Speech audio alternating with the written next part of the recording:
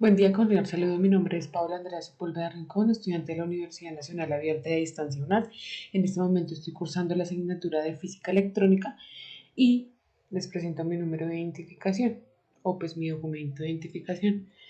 En este momento estamos realizando la parte de los circuitos resistivos, el tema de los circuitos resistivos, y me correspondió los ejercicios asignados por el estudiante número 5.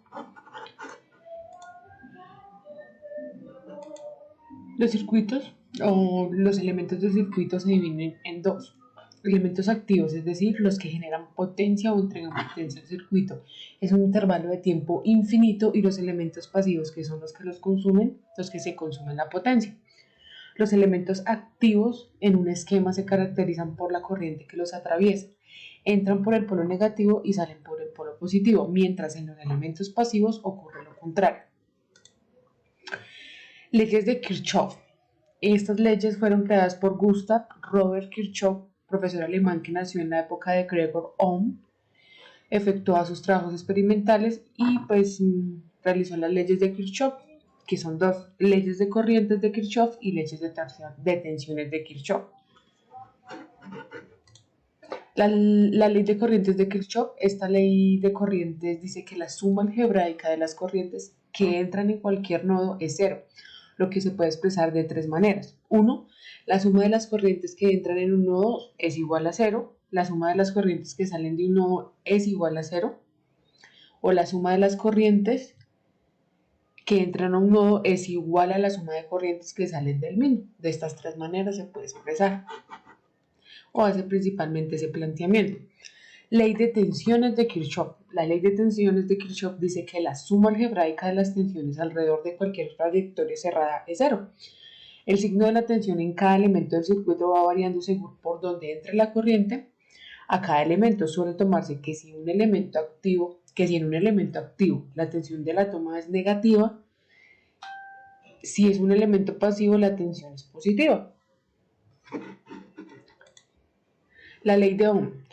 Gregor Simon Ohm en 1827 publicó un folleto donde mostraba los primeros intentos por medir las corrientes y las tensiones en un elemento de circuito y relacionarlas de una manera matemática. Uno de estos resultados es lo que hoy conocemos como la ley de Ohm, pero hay algo interesante. Henry Cambersley, un brillante simultáneo, 46 años antes en Inglaterra, había descubierto el mismo resultado. Y de igual manera el resultado en el que llegó Ohm fue que B igual a I por R, donde B es la tensión entre los terminales del elemento y la corriente que lo atraviesa, y R la resistencia del material. Plantea principalmente esa teoría. La ley de Ohm. Los elementos de circuito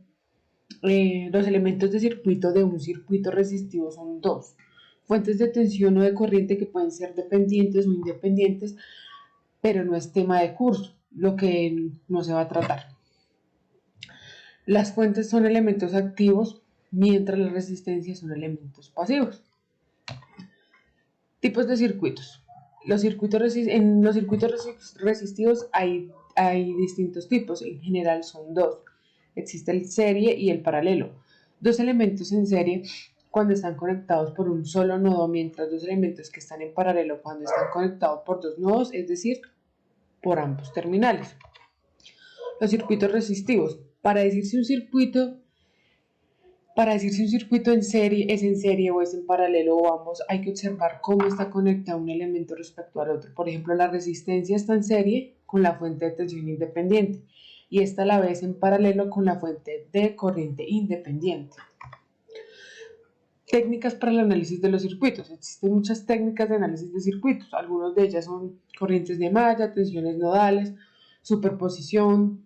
Estos son temas del curso de circuitos eléctricos, pero cabe mencionar que todas estas técnicas se basan en las leyes de Kirchhoff. Pero también hay una técnica de simplificación de circuitos, que son las resistencias equivalentes. En este momento vamos a responder la pregunta problematizadora, en el cual me plantea que cuál es la importancia del sentido del campo eléctrico y el movimiento ordenado de las cargas a través de un conductor. El movimiento de las cargas sustituye una corriente eléctrica. El transporte de cargas puede ser la consecuencia de la existencia de un campo eléctrico o debido a un gradiente de concentración en la densidad de carga, o sea por la difusión. Las resistencias equivalentes en un circuito en serie, varias resistencias colocadas en serie, pueden ser sustituidas por una sola resistencia. Su valor de suma de resistencias del circuito debe ser el original. En un circuito paralelo, varias resistencias colocadas en paralelo pueden ser sustituidas por una sola resistencia. Su valor será el inverso de la suma de los inversos de cada resistencia, aunque también se puede decir que la conductancia equivalente será igual a la suma de todas las conductancias.